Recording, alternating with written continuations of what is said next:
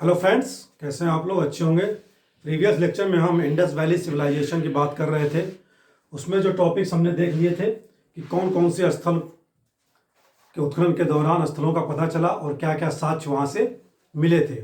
आज जो बात करेंगे हम सिंधु घाटी सभ्यता में व्यापार वाणिज्य में कहाँ से आयात करते थे वस्तुएं, ठीक है, और उनके प्रजातियों के बारे में बात की जाएगी और नगर नियोजन से रिलेटेड सभी चीज़ें बढ़ कर कृषि पशुपालन क्या किस तरह वह रहते थे। तो सबसे पहले जो आयातित वस्तुओं की बात करें, सिंधु घाटी सभ्यता के लोग सोना चांदी से परिचित थे, लेकिन बहु रूप से नहीं, या मुख्य रूप से क्या सोना चांदी यहाँ नहीं उत्खनन होता था, ठीक है, उसका आयात किया जाता था। तो चांदी का जो आयात किया जाता था ईरान और अफगानिस्तान से। तांबा खेतड़ी, यानी खेतड़ी कहाँ है? राजस्थान में। और बलूचिस्तान सिंध प्रांत पाकिस्तान से आयात होता था। टिन ईरान से और अफगानिस्तान से। सोना फारस दक्षिण भारत से और अफगानिस्तान से क्या है? आयातित किए जाते थे। ओके। लाजवर्त बदख्शा कहाँ है? अफगानिस्तान में है। तो बदख्शा से क्या है? लाजवर्त और आयातित होता। मेसोपोटामिया से भी आयातित किए जाते थे। मेसोपोटामिया कहाँ था? सभ्यता मेसोपोटामिया की सभ्यता मिस्र में, ठीक है। संगमरमर राजस्थान से आयातित करते थे। सीसा ईरान, राजस्थान और अफगानिस्तान से। ओके। नील रत्न बदख्शा, यानी कि फिर से अफगानिस्तान से ही। लाल गोमेद कश्मीर, राजस्थान और काठियावाड़ से आयातित की जाती थी। तो ये जो आयातित वस्तुएं हैं, इनका नाम याद रखेंगे और देश याद रखेंगे, क्योंकि सूची में लाने के लिए दिया जा सकता है। ओके। और सोने चांदी से क्या है? परिचित नहीं थे। लोहे का बिल्कुल भी ज्ञान इनको अभी नहीं था, लोहे का उत्खनन नहीं हुआ था, ठीक है। नेक्स्ट जो टॉपिक हम बात करें, इसमें सभ्यता के निवासियों की जो प्रजाति थी, पहली प्रजाति जो थी, प्रथम प्रजाति, वो कौन सी थी? प्रोटो ऑस्ट्रेलायड। प्रोटो ऑस्ट्रेलायड यह प्रथम प्रजाति थी सिंधु घाटी सभ्यता की। इसके 6 नरकंकाल मिले थे सब, ठीक है, 6 नरकंकाल। और इस प्रजाति के लोग आज भी क्या है? भारत में विद्यमान है। अगर बात करें मध्य भारत में, तो मध्य भारत में जो SC/ST कम्युनिटी है वह इसी प्रजाति की है, ठीक है। SC/ST मध्य भारत में आज भी क्या है? विद्यमान है। मध्य भारत। तो प्रोटो ऑस्ट्रेलायड प्रथम प्रजाति थी सिंधु घाटी सभ्यता में, और जिसके आज भी लोग क्या है? SC/ST के रूप में जो मध्य भारत में पाए जाते हैं वो क्या? प्रोटो ऑस्ट्रेलायड समूह के ही हैं। दूसरी जो प्रजाति सिंधु घाटी सभ्यता में निवास करती थी, मेडिटेरियन वाली, यानी कि भूमध्य सागरी, ठीक है। और ये सर्वाधिक जनसंख्या में थे सिंधु घाटी सभ्यता के दौरान। सभी स्थलों पर सर्वाधिक जनसंख्या में थे। ओके। और इन्हीं को भूमध्य सागरी को निर्माता मान सकते हैं। किसका? भूमध्य सागरी प्रजाति को निर्माता मान सकते हैं सिंधु घाटी सभ्यता के। इनको निर्माता भी कहा जाता है। जो मैक्सिमम जनसंख्या है सर्वाधिक को किसकी है? मेडिटेरियन की, यानी इन्हें निर्माता भी कहा जाता है, सिंधु घाटी सभ्यता के निर्माता, क्योंकि मैक्सिमम जनसंख्या थी, इन्हीं से मिलकर क्या है? निर्मित होता था। नेक्स्ट जो मंगोलायड हैं, ओके, मंगोलायड आज भी पाए जाते हैं उप हिमालयी क्षेत्रों में। उप हिमालयी क्षेत्र कौन कौन से हैं? असम का क्षेत्र हो गया, आज भी विद्यमान है।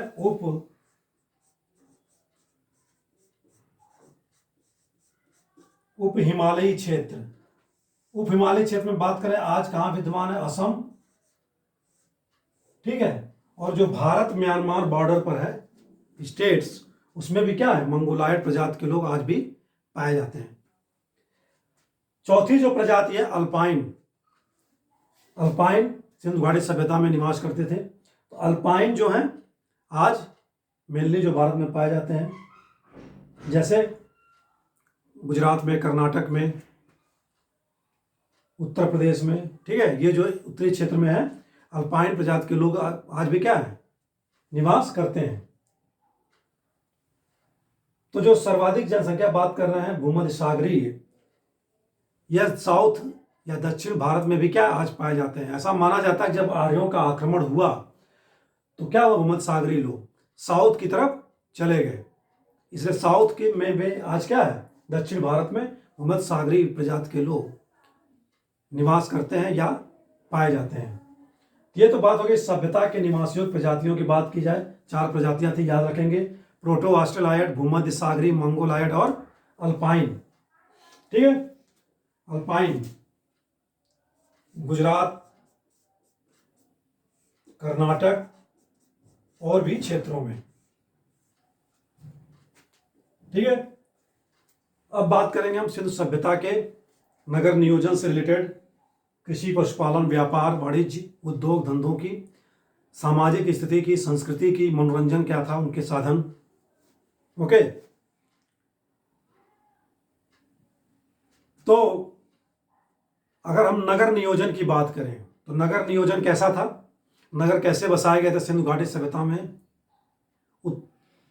पश्चिम से पूर्व दिशा की तरफ जो नगर नियोजन था,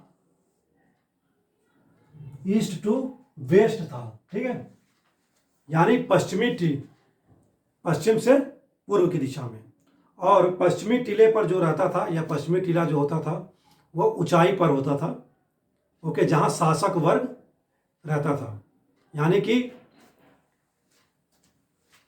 यहां दुर्ग का निर्माण होता था, दुर्ग यानी शासक वर्ग रहता था ऊंचाई वाले स्थान पर, टीले पर। और जो समतल एरिया था पूर्व दिशा में, इसमें क्या है, श्रमिक वर्ग रहते थे, ट्रेडर्स रहते थे, ठीक है, शिल्पकार रहते थे, और सबसे अधिक जनसंख्या किनकी थी, इन्हीं की थी। अगर बांटा जाए इसको, और यहाँ के जो नगर नियोजन थे वो कैसे थे, आयताकार। ओके, यहां रहता था शासक वर्ग, इसमें ट्रेडर्स, श्रमिक और शिल्प। ठीक है, तो पश्चिम से पूर्व दिशा में नगरों का नियोजन था, और ऊंचाई पर रहते थे जो टीले पर शासक वर्ग, और समतल पर श्रमिक, ट्रेडर्स और शिल्प। सबसे ज्यादा जनसंख्या किनकी थी, इन्हीं की। ओके, और अगर मोहनजोदाड़ो से बात करें कि जो मोहनजोदाड़ो से सड़क नियोजन मिला है नगरों का, ओके, सबसे सुरक्षित सुव्यवस्थित सड़क नियोजन कहां से मिला है, मोहनजोदाड़ो से। तो जिसमें नगर में जो सड़कें थी वो कैसी थी, समकोण पर काटती थी। अगर सभी समकोण पर काटेंगे तो नगर का रूप कैसा दिखाई देगा, आयताकार, यानी कि नगर आयताकार रूप में बसाए गए थे। ये समकोण पर एक दूसरे को काटती थी। ओके, याद रखेंगे ऐसे। और जो इसको सहायक गली थी, ऐसे समकोण पर वो भी क्या है, काटती थी। ये जो चौड़ा पथ देख रहे हैं, इसको राजपथ कहा जाता था, राजपथ। ये हम बात कर रहे हैं मोहन जोदड़ो या जोदाड़ो कह सकते हैं, सबसे सुव्यवस्थित सुरक्षित सड़क। ओके, इसकी जो चौड़ाई थी मेन राजपथ की, वह कितनी थी, 10.4 मीटर से लेकर 10.8 मीटर तक।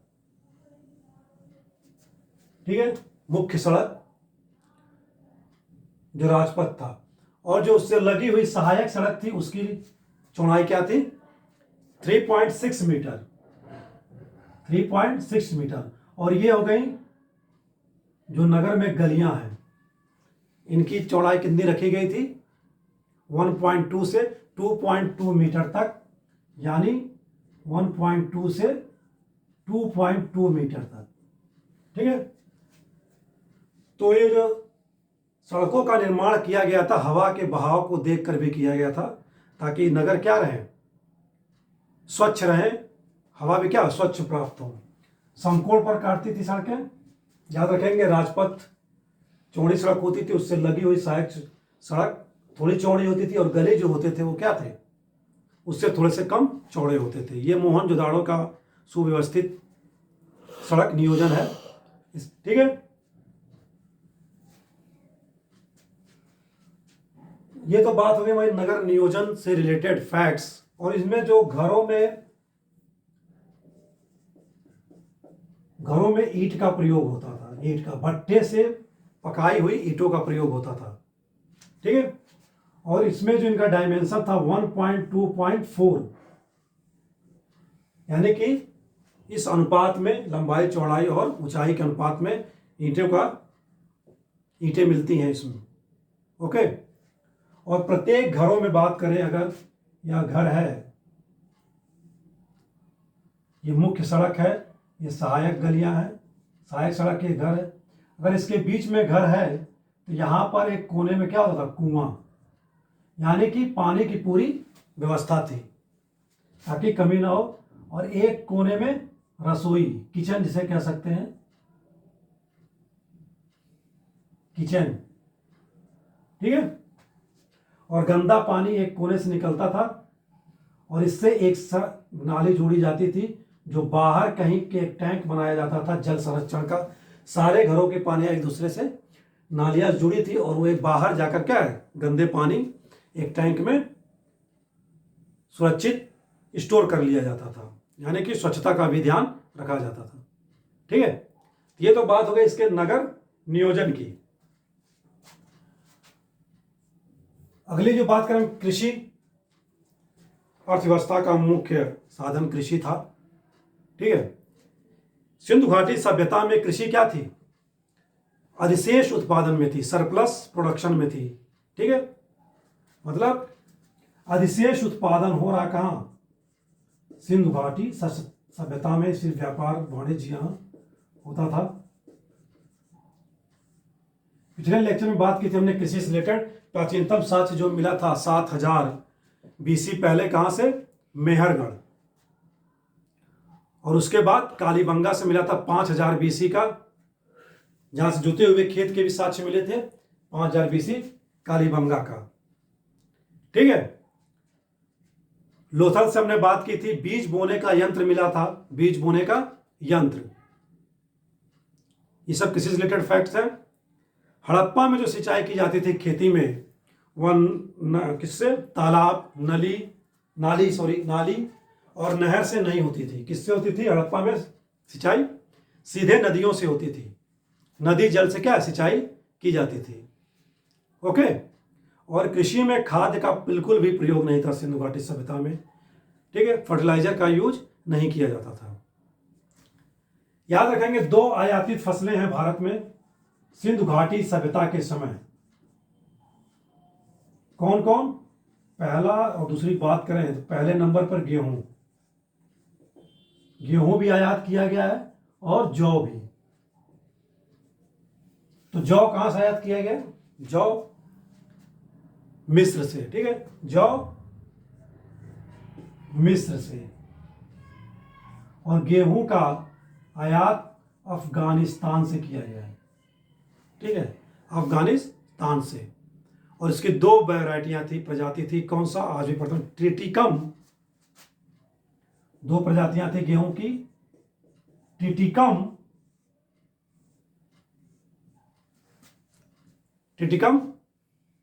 कंपैक्टम, ठीक है, ट्रिटिकम कंपैक्टम।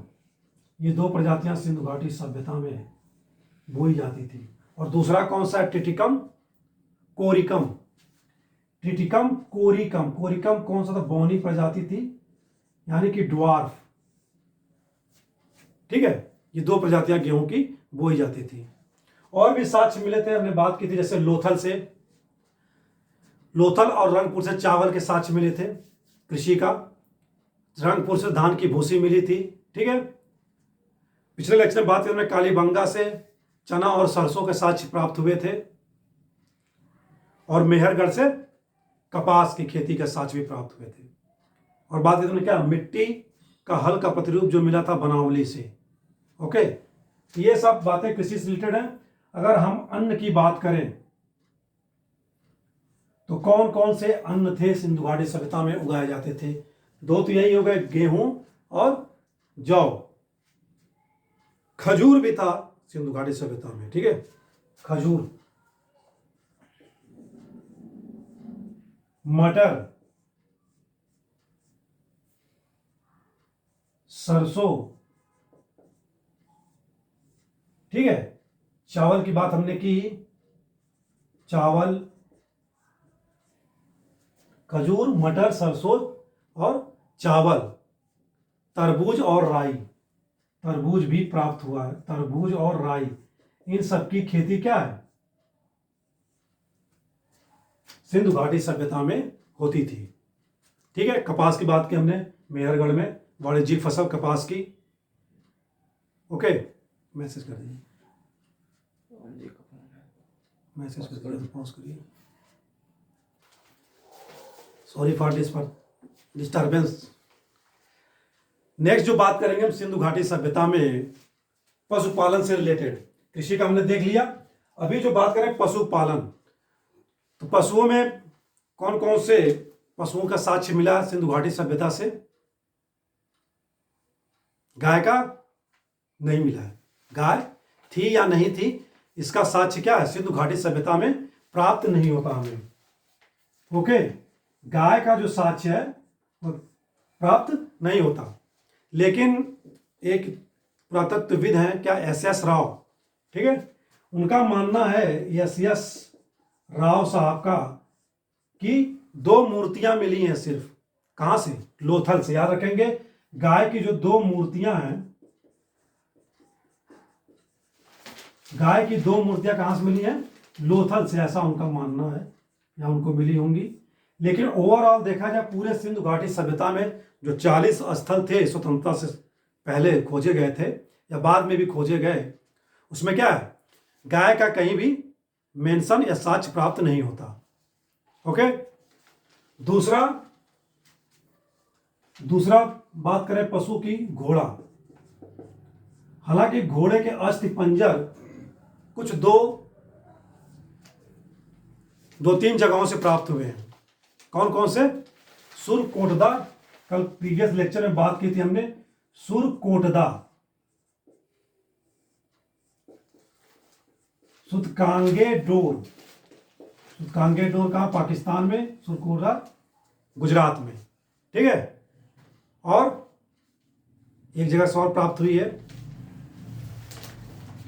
तो घोड़े का भी जो अस्थि पंजर है प्राप्त है, लेकिन व्यापक तौर पर इसका यूज क्या है, सिंधु घाटी सभ्यता में कहीं नहीं होता था। ठीक है। मोहनजोदाड़ो से भी क्या है, घोड़े का साक्ष्य की प्राप्ति होती है, हड्डियों की। तो ये जो 2 जानवर हैं, गाय और घोड़ा, इसका कहीं भी क्या है, साक्ष्य प्राप्त नहीं हो रहे हैं, मेनली मुख्य रूप से। लेकिन ये 3 जगह जहां है, घोड़ा के साक्ष्य हैं। ठीक है। न तो गाय की न घोड़े का किसी भी मोहर पर क्या है, अंकन है।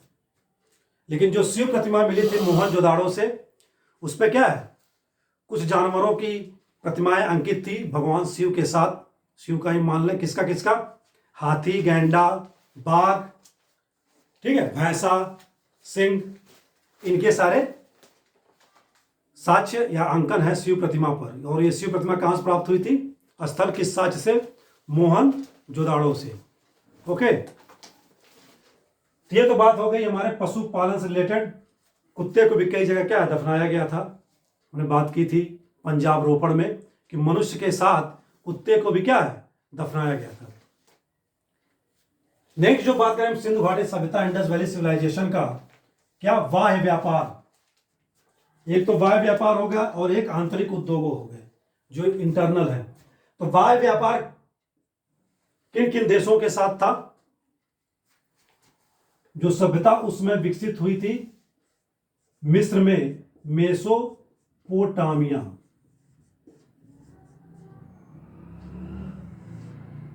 मेसोपोटामिया, उत्तरी सीरिया और फारस की खाड़ी वाले जो देश हैं, फारस के साथ वाह्य व्यापार था। किसका? सिंधु घाटी सभ्यता के लोगों का। ओके। जो मेसोपोटामिया में 2 वंश थे, उर वंश और हारो वंश, उसके जो शासकीय दस्तावेज हैं उसमें मेंशन है कि मेलुआ के व्यापारी क्या है, व्यापार करने मेसोपोटामिया में आते थे। ओके। और मेलुआ के जो मेसोपोटामिया के जो मोहरे हैं उस पर अंकित है क्या, मेलुहा, यानी सिंध के व्यापारी। ठीक है, क्या निर्यात करते थे सिंधु घाटी से मेसोपोटामिया को, हाथी के दांत, सिपी यंत्र, ठीक है, और मोहरे, मोहरे नहीं मोती, ठीक है, ये उनके मेंशन है उनके शासकीय दस्तावेज में और मुहरों पर। उत्तरी सीरिया के साथ भी व्यापार था। ठीक है,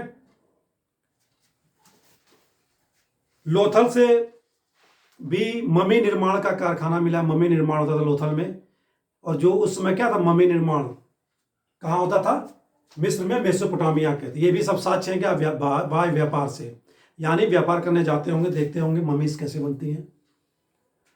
हड़प्पा में जो दफनाने की जो परंपरा रही है ताबूत में, ये भी मेसोपोटामिया में ही प्रचलित था। तो इनसे क्या है, ये पता चलता है कि वाय व्यापार विदेशी देशों के साथ भी सिंधु घाटी सभ्यता के लोगों के थे। बहरीन के साथ या फारस के खाड़ी में वस्तुओं का निर्यात होता था इनका। ठीक है, ये तो हो गया वाय व्यापार की। आंतरिक उद्योगों में बात करें तो सबसे प्रमुख जो उद्योग था वह कौन सा था, वस्त्र उद्योग, यानी क्लॉथ का वस्त्र उद्योग सबसे मुख्य था। ठीक है, वस्त्र उद्योग। और कौन सा उद्योग था, मनका बनाने का कारखाना दो जगह से प्राप्त हुई थी, हमने प्रीवियस लेक्चर में बात की थी। कहां से, चनहुदड़ो और लोथल से, चनहुदड़ो और लोथल से। और उद्योग की बात की हमने, क्या लोहा था नहीं, लोहे का ज्ञान नहीं था तो लौह उद्योग होगा ही नहीं, जाहिर सी बात है। कांसे का बहुतायत प्रयोग होता था। कांसा किससे बनाया गया था, तांबा और टिन को मिलाकर। प्रीवियस लेक्चर में भी हमने बात की थी, कांसा किससे बनाया गया था, तांबा और टिन से। हमने बात की थी कि जो मूर्तियां मिली हैं माँ त्रिदेवी की, वो कांसे की थी, पिघलाकर बनाई जाती थी। ठीक है, सोना चांदी से हालांकि परिचित थे उद्योग में, लेकिन व्यापक तौर पर इसका प्रयोग नहीं होता था। ठीक है, तो ये तो बात है आंतरिक उद्योगों में। नेक्स्ट हम बात करें बाट बटकरे की। व्यापार हो रहा है तो जाहिर सी बात है बाट बटकरों की से ही तौला नापा जाएगा, लेकिन वस्तु विनिमय पर आधारित इनका आंतरिक व्यापार की बात करें, ठीक है, वस्तु विनिमय पर आधारित था।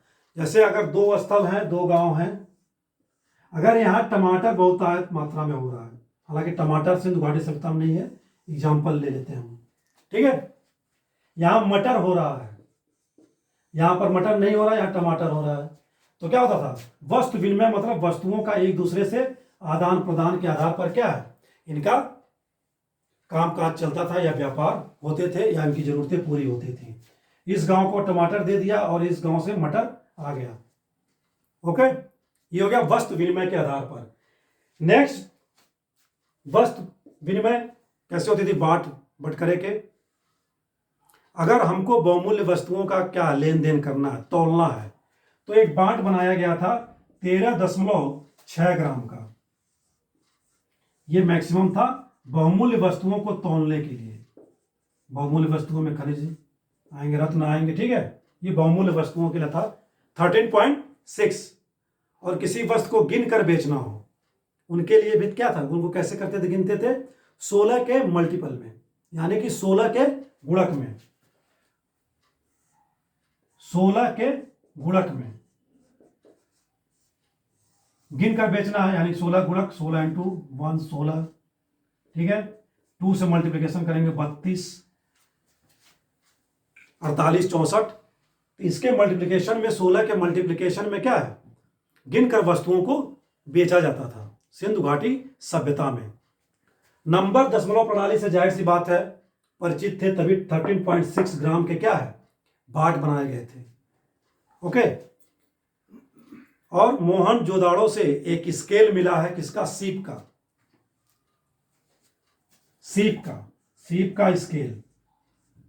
कहां से, मोहन जोदाड़ो से। और इसमें जो स्केल है, दो बिंदुओं के जो बीच की दूरी है वह कितना है, रखी गई है 0.66 मीटर।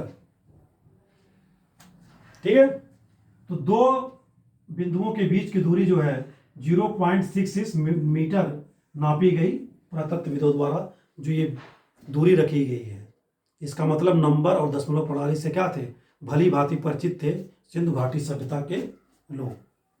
हाथी दांत का भी स्केल मिला, ये तो सीप का हो गया, फिर हाथी दांत का भी स्केल मिला है। हाथी के दांत का भी काट के स्केल बनाई जाती थी। यह कहां से मिला, लोथल से। लोथल कहाँ है, गुजरात में, कच्छ खंभात की खाड़ी में लोथल है। ओके, यहां जो दो बिंदुओं के बीच की दूरी है वो कितना है, 1.7 मीटर। अगर यहां की बात करें तो दो बिंदुओं के बीच की दूरी जो स्केल में रखी गई है 1.7 मीटर।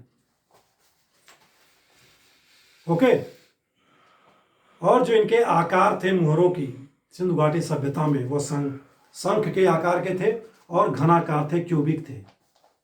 ओके,